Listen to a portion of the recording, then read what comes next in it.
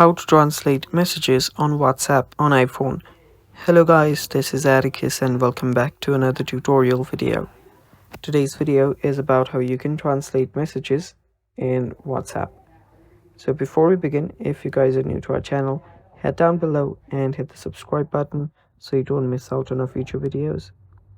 Also press the bell icon so you get notified when we release our new videos. Now let's dive right in. First step that you might want to do is go to your app store and simply search for WhatsApp.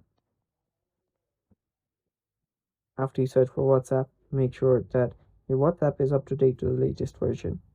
If you see an update button like this, tap on update and then update your app. Finally, you can then head over to your WhatsApp, open up the app, and after you're here, just go to any DM, and there we go. Now, what we can do here is whenever we try to write in another language. So first let's translate messages in our side.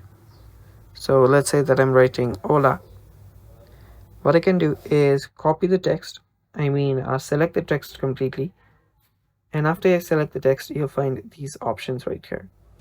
So if I swipe, you will find a translate option. Tap on the translate option and you'll see the translations like this. So you can actually do a lot more from here. You can replace with translation, you can copy the translation as well. So you can basically see what the translation means.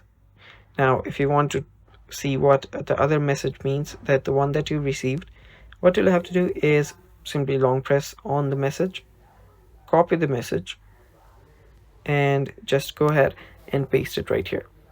Then copy, select everything here and do the same by tapping on translate, and you can see the translation. And that's how you auto translate messages in WhatsApp.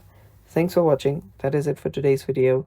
Stay tuned for more and bye bye. Take care.